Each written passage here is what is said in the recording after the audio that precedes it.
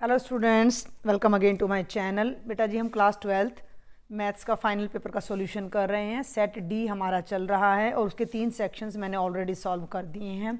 आज के लेक्चर में हम सेक्शन नंबर डी, जिसमें 6 मार्क्स के हमारे 4 क्वेश्चंस हैं विद इंटरनल चॉइस, उन्हें सॉल्व करेंगे। लेक्चर्स हेल्पफुल रहते हों, आपको समझ आते हों, पसंद आते हों तो चैनल को सब्सक्राइब ज़रूर करें और ज़्यादा से ज़्यादा अपने जूनियर्स को, फ्रेंड्स को शेयर करें। चलिए अब हम स्टार्ट करते हैं भाई सेक्शन डी का पहला क्वेश्चन। सेक्शन डी का पहला, लेकिन पेपर का ये 32nd क्वेश्चन है। Solve the following system of equations bye matrix method. और ये इक्वेशंस मैंने यहाँ राइट कर दी हैं, ठीक है, आप टैली भी कर सकते हो। तो ये बिल्कुल सिंपल सा क्वेश्चन है, इस पर हमें ज़्यादा टाइम नहीं लगाना है। हमें पता है कि this system can be written as A X is equal to B, जिसमें ए क्या होगा, एक्स वाई जेड के कोफिशिएंट्स का मैट्रिक्स। तो यहाँ 1, यहाँ एक्स है नहीं तो 0, 3 -1 2 -2 2 -3 4। एक्स वी ऑल नो कि एक्स वाई जेड का कॉलम मैट्रिक्स, और बी का मतलब जो राइट साइड में कॉन्स्टेंट्स हैं उनका कॉलम मैट्रिक्स। अब हमारा सबसे पहला काम होता है ए का डिटर्मिनेंट फाइंड करना। हम पहले ए का डिटर्मिनेंट फाइंड करेंगे। अगर वो नॉन जीरो आता है तो हम कहते हैं कि भाई अपना इन्वर्स एग्जिस्ट करेगा and we will find the solution with the help of A inverse. देखो 1, ये रो और कॉलम गया 8 -6, फिर माइनस और एक माइनस इधर है ऑलरेडी +1, ये रो और ये कॉलम गया 0, माइनस माइनस प्लस का ये 9 आ जाएगा, और +2 में 2 के बाद ये रो और ये कॉलम गया 0 -6, ठीक है भाई। तो ये हो गया 2 + 9 -12, 11 में से 12 गए -1, दैट इज़ नॉन जीरो। जब डिटर्मिनेंट नॉन जीरो आ जाता है इट मीन्स ए का इन्वर्स एग्जिस्ट करेगा, जिसके लिए अब हमें सबसे पहले क्या निकालना पड़ेगा, एडजॉइंट ए। तो एडजॉइंट ए के लिए बेटा हमें सबसे पहले क्या निकालना पड़ेगा, कोफैक्टर्स। ये मैट्रिक्स आपके सामने यहाँ पर लिखा हुआ है भाई। वैसे तो ये है डिटर्मिनेंट, वैसे तो है डिटर्मिनेंट, लेकिन एलिमेंट्स आपको दिखाई दे रहे हैं तो इन्हीं की हेल्प से हम अपना कोफैक्टर्स निकालेंगे। A11 इसका कोफैक्टर ऑलवेज पॉजिटिव होगा। ये रो और ये कॉलम गई तो 8 -6 यानी 2 आ जाएगा। A12 का कोफैक्टर माइनस होगा, ये रो और कॉलम के 0 + 9 यानी कि माइनस का 9 आ जाएगा। A13 का पॉजिटिव होगा तो 0 -6 यानी कि -6 आ जाएगा। हो गया। अब सेकंड रो को पकड़ लो भाई। A21 माइनस बाहर, ये रो और कॉलम गया तो -4 और भाई +4, ये तो 0 आ गया। A22 का ले लीजिए तो प्लस का आएगा, ये रो और ये कॉलम गई 4 -6 यानी -2 आ गया। देन बेटा A23 माइनस बाहर लगेगा, 0 -6 यानी कि प्लस का 6 आ गया। ठीक है, आगे चलते हैं। A31 प्लस का लगेगा, 31 की वजह से रो और कॉलम गया 3 -4 -1।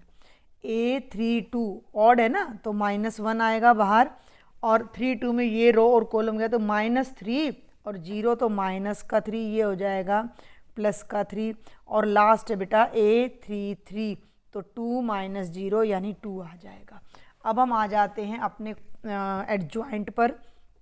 तो वी ऑल नो कि एडजॉइंट क्या होता है, A11 A12 A13 A21 A22 A23 A31 32 and 33, यानी कि मैट्रिक्स के सभी एलिमेंट्स के कोफैक्टर्स का ट्रांसपोज। तो इनको हम इस ऑर्डर में लिखेंगे तो 2 -9 -6 0 -2 +6 -1 +3 और 2 आ गया। अब आप थोड़ा सा देख लो पहले कि जो डिटर्मिनेंट था वो -1 आ रहा था, तो जब हम ए इन्वर्स फाइंड करेंगे तो वो वी ऑल नो कि क्या होता है, adjoint A bye determinant A. Determinant है -1 बाय -1 करोगे -1 ही आना है, और अंदर ये टर्म्स आएंगी तो आप माइनस को अंदर ले जाओ ताकि बाहर वाला कॉन्सेप्ट हमारा ख़त्म हो जाए। तो -2 0 1 +9 +2 -3 6 -6 -2, ये आ गया ए इन्वर्स। और सॉल्यूशन अब हमारा क्या होगा, x is equal to A inverse B. A inverse लिख दो पहले, और b अभी हमने ऊपर लिखा था, आप देख लीजिए क्या है, b 1 1 2 है। b हमारा 1 1 2 है तो 1 1 2।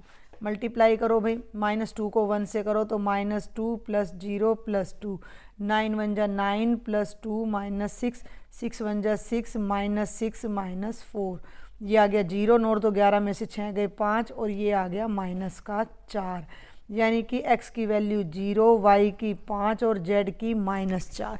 हम इसे एक बार ना क्रॉस चेक ज़रूर करेंगे। जैसे मान लो यही ले लो, 2y - 3z = 1 है, लेट अस चेक हमारा आंसर ठीक भी है या नहीं। तो भाई 2y की जगह रखा 5, 3 और यहाँ रखा -4, तो 10 + 12, ये 1 नहीं आ रहा, मीन्स हमने कहीं मिस्टेक की है, उसको चेक करते हैं। और ये देखिए बेटा, मैंने थोड़ा सा इसको एनालाइज किया तो हमारा जो A23 है वो रॉन्ग आ रहा है। ये रो, अब देखो टाइम ज़्यादा लग जाता है तो पहले ही ध्यान से करना है। ये कॉलम तो माइनस तो बाहर आया, ये रो और ये कॉलम गया तो -2 और +3, ठीक है, ये यहाँ पर मैंने गलत कर दिया, इसको हम दोबारा करते हैं। माइनस बाहर और -2 +3, 3 में से 2 गया है कि ये -6 आए, -1 आएगा, ठीक है, ये आएगा -1। तो ये जो हमारा एलिमेंट है 2, 3 वाला, ये आएगा -1, ठीक है, और ये आएगा -1 और ये अंदर जाकर आप देखोगे ये हो जाएगा +1 और ये हो जाएगा +1। अब जब हम इसको मल्टीप्लाई करते हैं तो कैलकुलेशन अब हम करेंगे तो ये देखो, ये तो यही रहेगा, ये भी लास्ट रो हमारी चेंज हो जाएगी। 6 × 1 = 6 +1 और -4, 6 में से 1 गया, 7 में से 4 गई, ये आ जाएगा +3, तो z की वैल्यू 3 आएगी। यहाँ पुट करके देखो तो y की जगह 5 रखा, z की जगह 3, 10 -9 1 और हमारा राइट साइड में भी 1 आ रहा है, तो इट मीन्स हमारा ये आंसर करेक्ट है। अगर बाय चांस आपका एक ऐसा छोटा सा पॉइंट गलत भी हो जाता है तो 5.5 तक नंबर आपको मिल जाएंगे और एग्जामिनर का मूड बढ़िया हो तो पूरे 6 भी दे देंगे आपको। चलिए अब हम इसी के और पार्ट पर चलते हैं जो इसमें इंटरनल चॉइस हमें दी गई है। वो हमारा एक डिटर्मिनेंट है और वो ये डिटर्मिनेंट है कि prove that this one is equal to this one. तो इसको पहले नोट कर लेती हूँ मैं। ये हमारी लेफ्ट हैंड साइड है और इसको हमने इसके इक्वल प्रूव करना है 1 + pxyz और फिर पूरे के ब्रैकेट में x - y, y - z और z - x। तो आइडिया तो यहीं से मिल जाता है।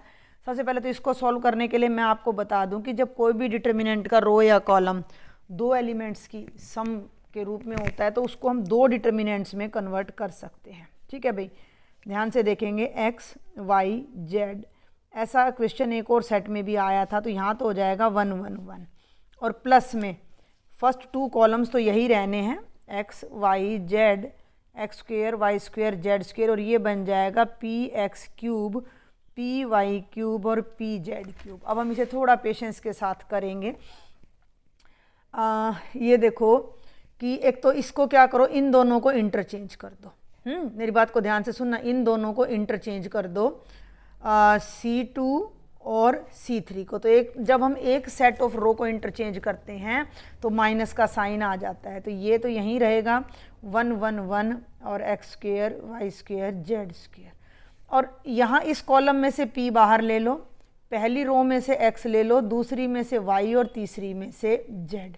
इस बात को आपने यहाँ पर मेंशन करना होगा कि taking p from C3 and x y z, ये करना तो 2 बार में था, मैं एक ही बार में कर रही हूँ, from R1 R2 and R3 respectively. पहले आपने p को केवल बाहर निकालना है, ये बनेगा x y z x² y² z² x³ y³ z³।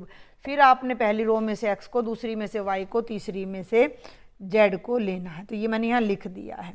पहली रो में से x को कॉमन लोगे तो यहाँ 1 बचेगा, यहाँ x बचेगा और यहाँ x का स्क्वायर, यहाँ 1 बचेगा, यहाँ y बचेगा, यहाँ y का स्क्वायर, यहाँ 1, यहाँ z का स्क्वायर। इन दोनों में थोड़ा फ़र्क है, तो इसके अंदर अभी तुम क्या करो कि C1 और C2 को फिर इंटरचेंज करो, एक और माइनस आएगा, दोनों मिलके प्लस हो जाएंगे, तो ये बनेगा 1 1 1, ये इधर आ गया, ये इधर चला गया। और थोड़ा सा ध्यान दोगे तो दोनों ही डिटर्मिनेंट्स बिल्कुल एक जैसे हैं, तो इन डिटर्मिनेंट्स को तो कॉमन ले लो। सुन रहे हो मेरी बात? डिटर्मिनेंट एक नंबर होता है, तो ये दोनों बाहर आ गए तो अंदर ये रह जाएगा 1 + pxyz। तो 1 + pxyz इन दोनों को जोड़ दिया ना, कॉमन ले लो या इन दोनों को जोड़ दो भाई, 5x + 4x 9x, तो यहाँ 1 है हमारा, तो ये बन जाएगा 1 1 1 x y z x² y² z²। और अब ये बिल्कुल सिंपल है हमारा,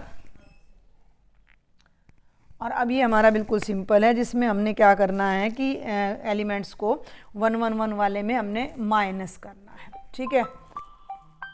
अब भाई 1 वालों का तो हमें पता है कि हमें आपस में माइनस कर देना, तो इधर माइनस करना है r1 r2 ले लो। देखो एक बात का और ध्यान रखना होता है इसमें, आपका आंसर देखो एक बार, x - y है, y - z है, तो x में से मुझे y घटाना है, तो मैं r1 लूँगी और r1 - r2, x में से y घटाऊँगी और r2 में से r3 घटाऊँगी मैं, ठीक है। तो मुझे ज़्यादा ना भाई सॉल्यूशन के टाइम पे ज़्यादा छेड़ाछाड़ी करनी नहीं पड़ेगी आंसर के साथ। तो 1 + p x y z, determinant यहाँ गया 0, x में से y गया x - y x² - y, 1 में से 1 गया 0, y - z y² - z², ये आ गया। अब इस रो में यहाँ x - y और x + y दोनों हैं, क्योंकि ये आइडेंटिटी हम सबको पता है कि a² - b² क्या होता है, a - b a + b, ठीक है।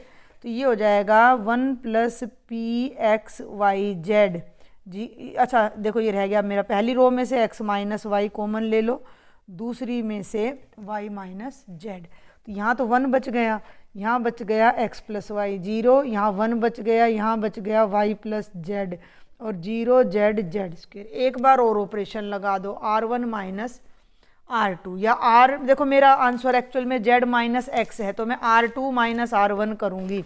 अब ध्यान देना, अब मैं करूँगी r2 - r1, इधर ध्यान देना, ये था 1 + p x y z x - y y - z 0 1 x + y, और ऐसे माइनस करोगे तो एक में से एक गया 0, y + z में से x - y, तो ये बन जाएगा z - x और 0 z z²। अभी भी आप क्या कर सकते हो कि आप इसमें से z - x को बाहर ले लो, तो देखो हमारा मतलब लगभग सारा क्वेश्चन सॉल्व हो जाता है। 1 + p x y z x - y y - z, और ये जब मैं z - x को कॉमन लूँगी तो ये आ गया, तो भाई 0 1 x + y 0 0 1 और 0 z z1, ये क्या कर दिया मैंने, 1 था, ये देखो कई बार ध्यान इधर उधर हो जाता है, कई बार तो ये गड़बड़ हो जाती है छोटी छोटी। अब हमने इसको C1 से एक्सपेंड कर देना है, यहीं पे कर दूंगी मैं इसको, ये देखो यहीं पे इसको सॉल्व कर देते हैं एक्सपेंडिंग। ज़्यादा इजी क्वेश्चन हो तो हम लाइटली ले लेते हैं और उसमें मिस्टेक्स हो जाती हैं।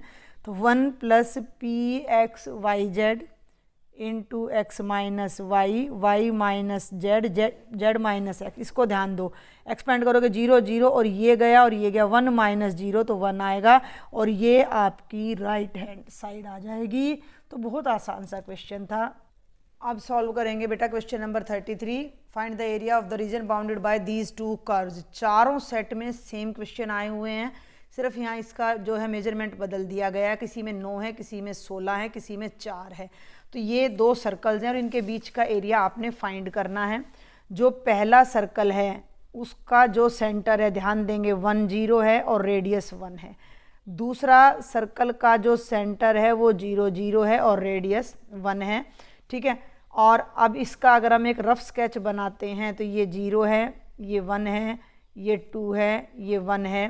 तो पहला सर्कल जो है 1 0 सेंटर है और 1 ही रेडियस है, तो ये आपका सर्कल ये बनेगा, 1 रेडियस है ना, तो ये सर्कल आपका ड्रॉ हो जाएगा। और दूसरे का सेंटर 0 0 है, रेडियस 1 है, तो ये सर्कल आपका ऐसे ड्रॉ हो जाएगा, ठीक है। दोनों के बीच में टोटल एरिया ये आ जाता है, जिसमें हम नीचे वाला एरिया फाइंड नहीं करेंगे, ऊपर वाले को निकालेंगे और उसी का डबल कर देंगे। ऊपर वाले एरिया का नाम OABO हमने कर दिया, ठीक है। तो इस एरिया का मैं कर दूंगी डबल। तो रिक्वायर्ड एरिया चौथी बार मैं ये क्वेश्चन करा रही हूँ, बड़ा बोर भी होने लग जाते हैं, चारों कोड में सेम क्वेश्चन आपको दे रखे हैं। Is double of area OABO। अब हमारा काम रह गया ये एरिया निकालना, और ये यहाँ बटा हुआ है, ठीक है। यहाँ तक का जो एरिया है वो इस सर्कल के नीचे, जो कि हमारा पहला सर्कल है, और यहाँ तक का जो राइट वाला एरिया है वो इस सर्कल के नीचे है, जो कि दूसरा सर्कल है। ये पॉइंट क्या है? ये इनका पॉइंट ऑफ इंटरसेक्शन है, तो पहले वो निकालो।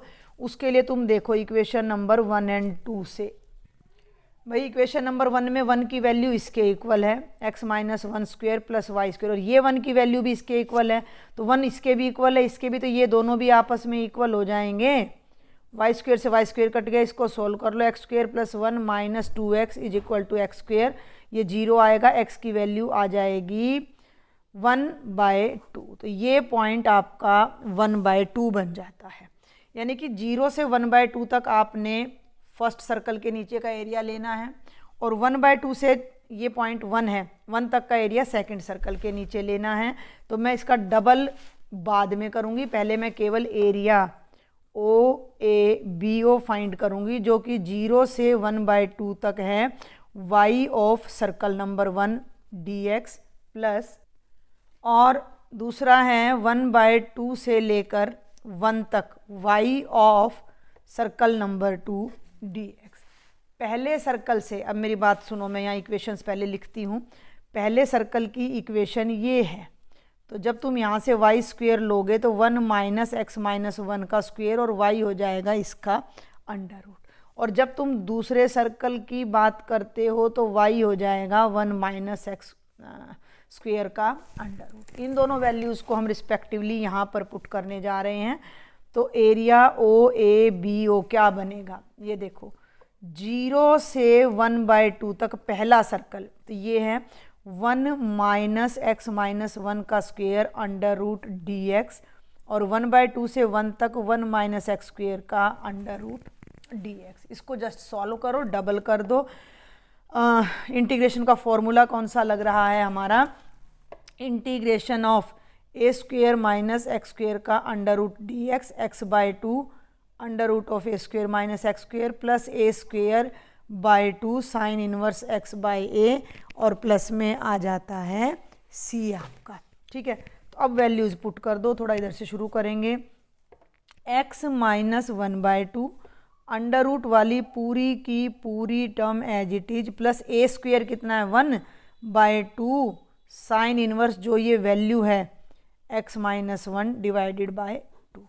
ये तो हो गया 0 से 1/2 तक, प्लस इसको इंटीग्रेट करो तो ये तो बिल्कुल ही डायरेक्ट है, x/2 under root of 1 minus X square plus 1/2 sine inverse x/1 है। भाई मैं यहाँ भी गलत कर रही हूँ, 1/2 साइन x/a ना, तो ये आ जाएगा बाय में 1, और इसकी लिमिट आ जाएगी 1/2 से 1 तक, ठीक है। अब इसमें लिमिट पुट कर दो, और लास्ट में इसका कर देना आप डबल। अब मेरी बात सुनो, 1/2 रखो, यहाँ रखोगे 1/2 और -1, तो ये बनेगा माइनस का 1/2, और यहाँ 1/2 रखो, ठीक है। ये थोड़ा सा आएगा कॉम्प्लिकेटेड सा, देखो 1 माइनस, यहाँ 1/2 रखोगे, 1/2 में से 1 माइनस करोगे -1/2, उसका स्क्वेयर करोगे 1/4 का अंडर रूट, और 1 2 इसके नीचे ये ऑलरेडी है, प्लस 1/2 रखो तो 1/2 साइन इनवर्स 1/2 -1, तो माइनस का 1/2। ये तो हो गई upper limit, minus lower limit रखो, तो देखो यहाँ ध्यान देना, 0 रखो, 0 में से 1 गया 1, 1 का स्क्वेयर 1, तो 1 में से 1 गया 0 आएगा, और प्लस 1/2 साइन इनवर्स, यहाँ 0 रखोगे तो माइनस का 1 आएगा। ये पहला पार्ट है, upper limit minus lower limit, इसमें बहुत कम 0 बन रहा है। प्लस इधर आ जाओ, अब देखो मेरी बात सुनो, अपर लिमिट रखोगे 1 यहाँ रखोगे तो ये बनेगा 0, और ये बन जाएगा 1/2 साइन इनवर्स 1। ये तो होगी upper limit, minus lower limit पे आ जाओ, 1/2 रखोगे, 1 2 ऑलरेडी है, 1/4, यहाँ 1/2 रखोगे, यहाँ 1/2, तो 1/2 का square 1/4, 1 minus 1/4 under root 3/4 under root 3/2 आ जाएगा। आई होप कि आपको कैलकुलेशन समझ आई है, नहीं तो ये देखो एक बार भाई, अरे ये देखो यहाँ रखोगे 1/2/2, 1 माइनस 1/2 का स्क्वेयर का अंडर रूट, तो ये तो हो गया 1/4, 4 एकम 4, 4 में से 1 गया 3, √3/4, तो 1/4 इंटू √3/2 ये आ गया, यही मैंने लिखा है 1/4 √3/2। और यहाँ फिर 1/2 रखना है, तो plus 1/2 sine inverse 1/2 and close the bracket. ठीक है भाई, अब जरा सॉल्यूशन कर लो। देखो ये बनेगा वही 4 में से 1 गया 3, √3/2 बनेगा, और ये 1/4 है, -1/4 इंटू √3/2। ठीक है, तो ये यहाँ 8 हो जाएगा एक तरीके से, और ये प्लस माइनस माइनस हो जाएगा, sine inverse minus x minus sine inverse x होता है, साइन इनवर्स माइनस एक्स होता है, माइनस का साइन इनवर्स एक्स, तो ये माइनस बाहर आ जाएगा, और ये माइनस, देखो मेरी बात सुनो, ये 0 हो गया, ये माइनस यहाँ जाएगा, ये इस फॉर्मूले से बाहर आके प्लस हो जाएगा 1/2 साइन इनवर्स 1। 3 टर्म हो गई। अब आगे आ जाओ 0, फिर ये बन गया 1/2 साइन इनवर्स 1, और माइनस ये √3/8 आ गया, और minus plus minus 1/2 sine inverse 1/2। Like term से ध्यान से देखो, ये दोनों एक जैसी हैं, ये दोनों एक जैसे हैं, और ये दोनों एक जैसे हैं। ये √3/8 √3/8 का डबल करोगे तो माइनस का √3/4 बनेगा। इन दोनों को जोड़ोगे तो ये खाली रह जाएगा साइन इनवर्स 1/2, और इन दोनों को जोड़ोगे तो ये रह जाएगा साइन इनवर्स 1, माइनस √3/4 तो यूं का यूं रह गया, साइन इनवर्स 1/2, साइन की वैल्यू 1/2 होती है 30 डिग्री पे, तो -π/6 जमा π/2। इन दोनों को हल कर लो भाई, ये 90 है, एक मोटी सी बात है, ये 90 है और ये 30 है, तो 90 में से 30 गए 60 बच जाएगा, 60 का मतलब होता है जमा का π/3। ये आया एरिया OABO।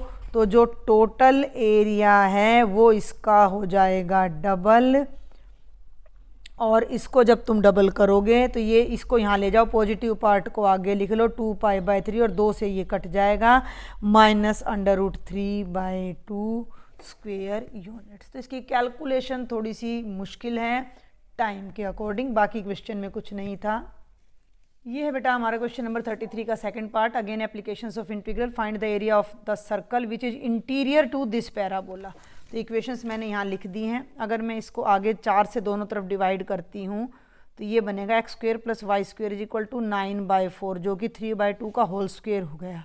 तो इसका जो सेंटर आएगा वो 0 0 आएगा, जो रेडियस आएगा वो 3/2 आएगा।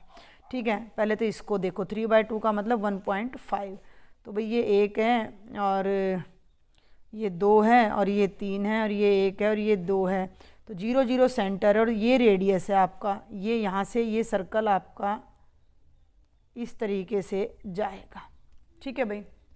और दूसरा है, ये हमारा है अपवर्डेड पैराबोला, ये हमारा है अपवर्डेड पैराबोला विद वर्टेक्स 0 0। ठीक है ना, x का स्क्वायर हो तो y के सिमेट्रिक होता है। तो ये कहता है कि इस पैराबोला और सर्कल के अंदर का एरिया आपने फाइंड करना है। Find the area of the circle which is interior to the parabola and circle.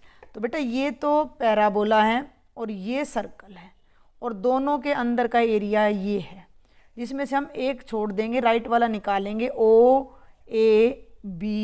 ये एरिया मैं निकालूंगी और मैं कर दूंगी इसका डबल। लेकिन उसके लिए सबसे पहले हमें इसका जो ये पॉइंट ऑफ इंटरसेक्शन है A, वो फाइंड करना पड़ेगा कि ये कितने पे कट कर रहा है। तो यहाँ से हम क्या करें कि put x² = 4y in first, यहाँ पुट कर दो। जब भी दो कर्व की इंटरसेक्शन निकालनी हो तो एक की वैल्यू को दूसरे में पुट कर दो। तो 4 × 4y + 4y² = 9। समझ आ गई बात? ये बन गया 4 4 जा 16y + 4y² = 9। तो ये बन गया 4y² + 16y - 9 = 0। अब जब हम इसको सॉल्व करेंगे, अब इसको फैक्टराइज करना पड़ेगा भाई। एडिशन या डिफरेंस तो 16 और 9 चौक 36। देखो 18 दूनी 36 और 18 में से 2 गए 16, तो ये बन जाएगा 18y - 2y - 9 = 0। इन दोनों में से 2y कॉमन लो तो 2y प्लस 9 और -1 कॉमन लो तो 2y plus 9 is equal to 0। इतना आप कर ही सकते हो। 2y माइनस 1 तो y की वैल्यू एक तो -9/2 आएगी और एक y की वैल्यू 1/2 आएगी। माइनस वाला तो हमारा जा ही नहीं रहा है तो 1/2 y 1/2। ठीक है, अब y 1/2 है तो ये देखो कि x कितना आ जाएगा हमारा, हम y ये लेना है, ये तो पॉसिबल ही नहीं है, इसको तो कट कर दो। अब ये है एक्स स्क्वेयर, देखो भाई एक बार X square is equal to 4y, तो X square is equal to 4y है, y 1/2 है तो 4 इंटू 1/2, 2 2 जा 4, एक्स स्क्वेयर की वैल्यू 2 आ रही है तो x की वैल्यू ±√2 आएगी। तो ये जो यहाँ कट करेगा ये वैल्यू √2 है और ये वैल्यू माइनस का √2 है। अब आपने जो ये एरिया निकालना है, अब हम देखो वैसे तो इस क्वेश्चन को ना y से भी कर सकते हैं, हम इस तरफ भी लिमिट ले सकते थे, लेकिन अब तुम ये देखो कि सारा एरिया ही 0 से √2 के बीच में कवर हो रहा है। अब ये सर्कल है, देखो ये सर्कल के नीचे का एरिया है सारा, समझ में आ रही मेरी बात? 0 से √2 तक ये सारा जो मैंने अभी मार्क किया ये सर्कल के नीचे का एरिया है। और अगर मैं पेंसिल ले लूँ एक बार तो ये जो एरिया है ये पैराबोला के नीचे का है 0 से √2। अगर सर्कल के पूरे एरिया में से मैं पैराबोला का एरिया माइनस कर दूं तो ये एरिया बच जाएगा, बाद में इसका डबल कर देंगे तो एरिया OABO हो जाएगा 0 to √2y of circle dx minus 0 to √2y of parabola. समझ में आ गई बात? सर्कल में से पैराबोला को माइनस कर दो। अब भाई सर्कल की इक्वेशन ये है, इसमें से जब तुम ध्यान देना y की वैल्यू निकालोगे तो वो बनेगी 9/4 माइनस एक्स स्क्वेयर का √, तो वो तो यहाँ लिख लो। ठीक है, 0 to √2 9/4 माइनस एक्स स्क्वेयर का √dx। और भाई ये पैराबोला की इक्वेशन है, इसमें से y की वैल्यू आ जाएगी x²/4, 0 to √2 x²/4 dx।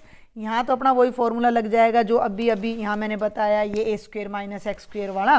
तो ये क्या है 9/4 कुछ नहीं है 3/2 का होल स्क्वेयर है। समझ में आ रही बात? 3/2 का होल स्क्वेयर है तो ये तो बन जाएगा x/2 अंडर रूट वाली पूरी की पूरी term as it is plus a का स्क्वेयर जो कि 9/4 है बाय 2 साइन इनवर्स x/a का मतलब है 3/2 जो कि ये बन जाएगा 0 से लेकर √2 तक। 1/4 को बाहर ले लो, x² की इंटीग्रेशन हो जाएगी x³/3 0 से लेकर √2 तक। इसमें अब लिमिट पुट करेंगे हम तो ये बनेगा भाई √2/2 अंडर रूट में 9/4 √2 का स्क्वायर करोगे तो 2/1 प्लस ये बन गया 9/8 साइन इनवर्स 2 √2/3। ये तो होगी upper limit, minus lower limit रखो, ये भी 0 और ये भी 0 आ जाएगा। ये थोड़ा सा हमें बेनिफिट हो गया। -1 देखो 4 3 जा 12 मैं इकट्ठा ही कर रही हूँ और यहाँ रख देती हूँ √2 की पावर 3 और 0 रखने पर 0 आ जाएगा। अब हम इसको सॉल्व करते हैं बड़ी ही शांति से। देखो भाई ज़रा ये हो जाएगा हमारा, इससे इसको कैंसिल कर दो करो तो 1/√2 देखो 4 दूनी 8, 9 में से 8 गए 1/4 का अंडर रूट करोगे तो 1/2। इसकी वैल्यू हम नहीं बता सकते तो इसको ऐसे का ऐसा लिख देंगे। हो गया, 0 हट गया, 1/12 √2 का क्यूब। अरे √2 का क्यूब का मतलब √2 को 3 बार गुणा करनी है, ये √4 बन जाएगा, 2 √2 आ जाएगा तो -2 √2/12। इसको इससे काट दो तो ये हमारा आ जाएगा 2 छिक 12। ठीक है, यहाँ आ जाएगा 2 छिक 12। अब भाई इससे आगे हम इसको कुछ नहीं कर सकते, ज़्यादा करो तो इसको फिर नीचे ला के काट सकते हो या इसको √2/2 कर सकते थे आप। ये √2/2 हो जाता, √2/2 नहीं √2/4 आ जाता। देखो अगर मैं इसको नहीं काटती तो ये √2/2 और एक 2 यहाँ से आएगा, बल्कि इसको ऐसा कर लो √2/4 कर लो इसको ना, मेरी बात समझो। 4 दूनी 8, 9 में से 8 गए 1/4 का अंडर रूट करोगे 2, 2 दूनी 4 तो ये आ गया √2 2/4 प्लस ये, अब इन दोनों को थोड़ा सा हम अरेंज कर सकते हैं, √2/4 माइनस √2/6 और प्लस 9/8, देखो दिख रहा है ना आपको, हाँ, साइन इनवर्स 2√2/3। अब मेरी बात को ध्यान से सुनो, मैं इसको थोड़ा रफ में कराऊंगी आपको। पहले ये देखो रफ कागज दिख रहा है ना, √2/4 माइनस √2/6, √2 कॉमन ले लिया तो 1/4 घटा 1/6, 24, 6 घटा 4, 6 में से 4 गया 2, 2/24, 1/12, वर्गमूल 2/12 आ जाएगा। ठीक है, तो इन दोनों की जो कैलकुलेशन आएगी वो √2/12 आ जाएगी, ये 9/8 साइन इनवर्स 2√2/3 आ जाएगा। ये हमारा एरिया OABO आया। अब इसका करेंगे डबल, तो ये बेटा मैंने पहले यहाँ लिख दिया है, देखो रिक्वायर्ड एरिया इसका डबल है, ये वैल्यू लास्ट पेज पर थी, आप वीडियो को थोड़ा सा बैक करके देख लेना। 2 से करोगे तो ये हो जाएगा √2/6, 2 से 8 कटेगा तो 9/4 साइन इनवर्स 2√2/3।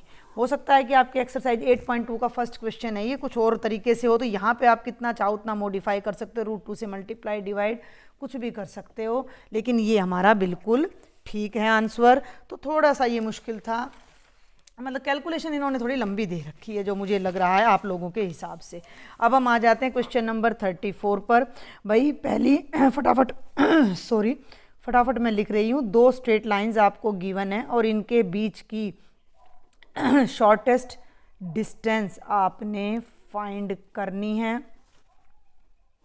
तो ये वो पॉइंट है जिससे लाइन पास करती है, तो उससे तो हमारा वेक्टर A1 बनता है 6i + 2j + 2k, और इससे वेक्टर A2 बनता है 4i + 0j और माइनस का k। नीचे जो है वो डायरेक्शन वेक्टर है, B1 बनेगा i माइनस, थोड़ा करना ध्यान से, -2j + 2k, और वेक्टर B बनेगा 3i - 2j - 2k। अगला स्टेप क्या था भाई?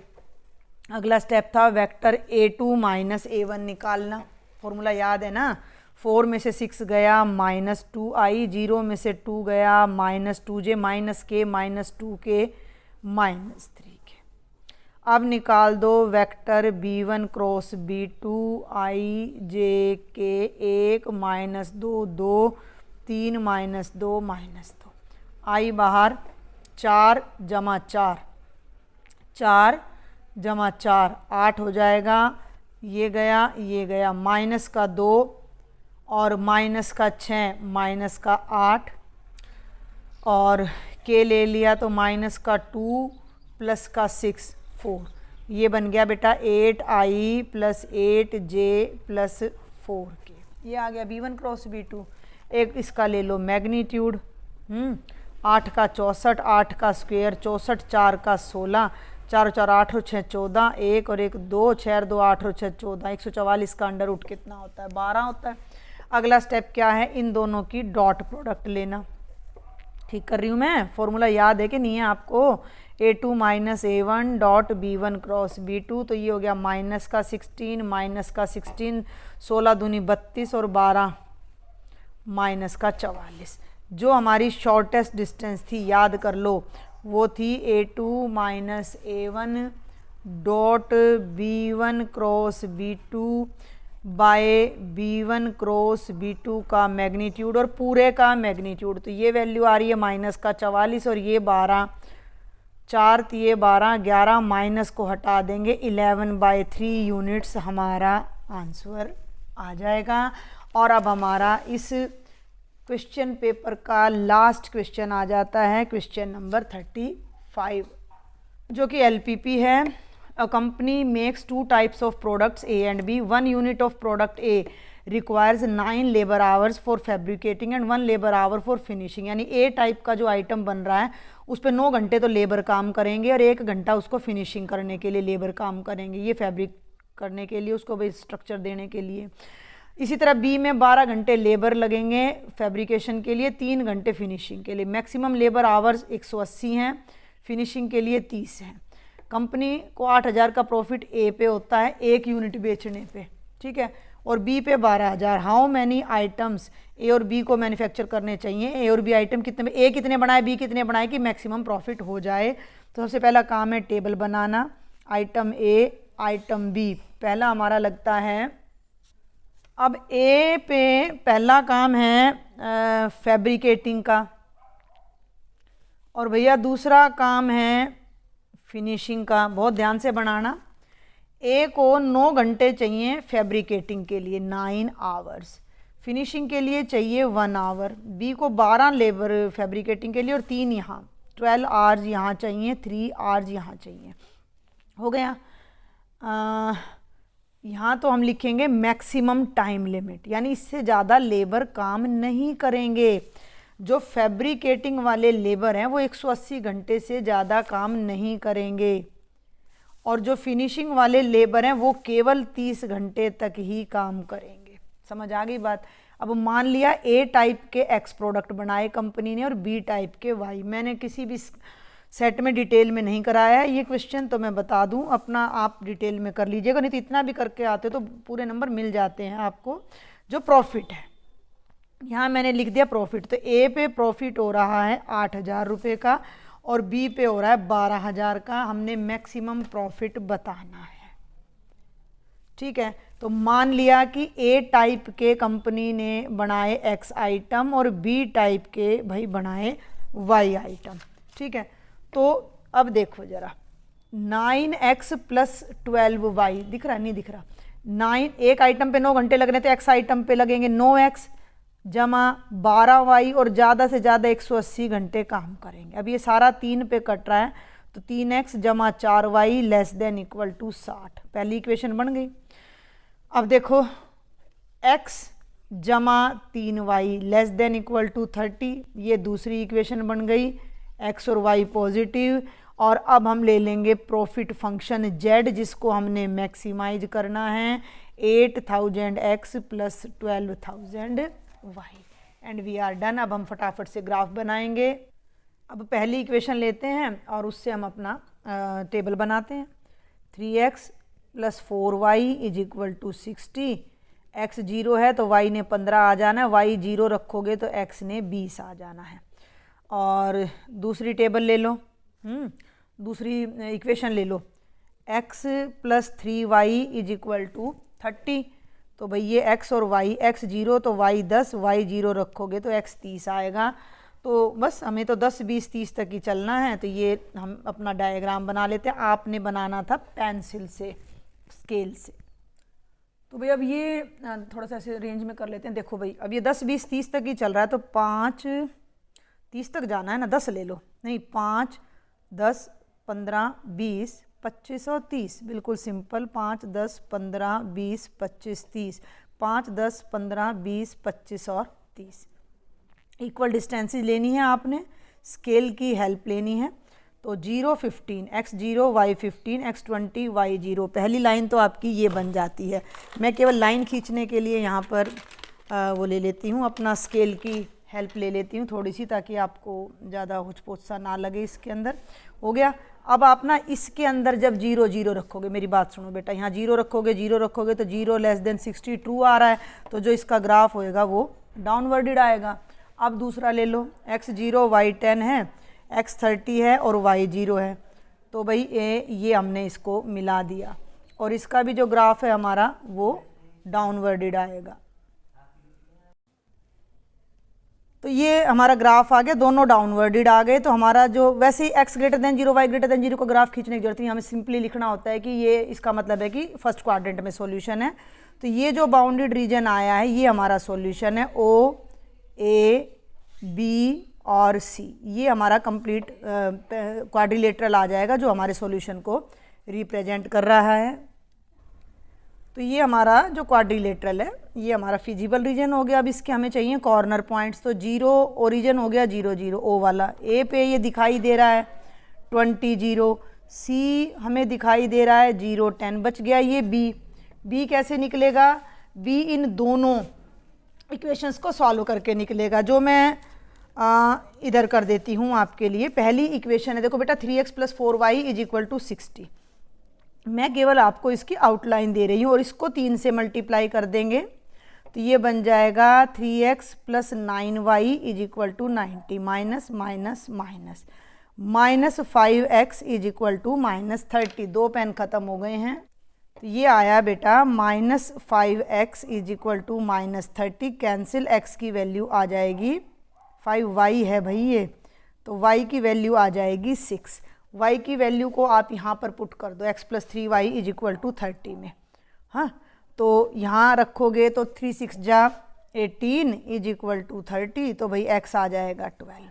तो ये जो पॉइंट आया ये 12,6 आया है। ठीक है, दिख रहा है 12,6। अब आप एक छोटी सी टेबल बनाओ जिस पे आप लिखो कॉर्नर पॉइंट्स और यहाँ z लिखो। z है 8000x प्लस 12,000y। 8 ये इक्वल टू है, इसको ऐसे ले लो 8000x प्लस 12,000y।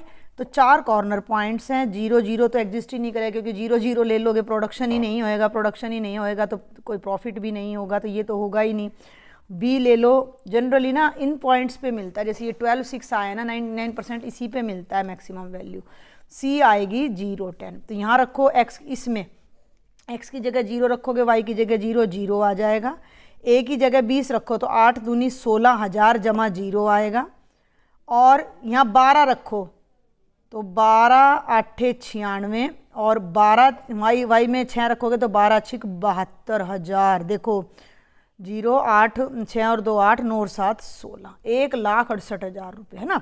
यहाँ देखो 8 दूनी 16 था, 3 और 1 4 0, सॉरी यहाँ भी मैं गलत कर गई ना, 8 दूनी 16, 3 और 1 4 तो 1,60,000 1,68,000 और यहाँ 0 जमा ये तो ये बन रहा है 12,000। तो मैक्सिमम प्रॉफिट आ रहा है 1,68,000। यही उसने कहा है कि मैक्सिमम प्रॉफिट बताओ, जो कि 1,68,000 है जब 12 यूनिट प्रोडक्ट ए की वो कंपनी बनाती है और वाई की वैल्यू 6 आई, यानी प्रोडक्ट बी की 6 यूनिट। तो बेटा जी ये आपका सेट डी का भी कंप्लीट सॉल्यूशन मैंने करवा दिया है। थोड़ा भी आपको बेनिफिशियल लगे तो सब्सक्राइब का बटन दबाने में कुछ नहीं जाएगा और ज़्यादा से ज़्यादा स्टूडेंट्स को शेयर करें। Thank you.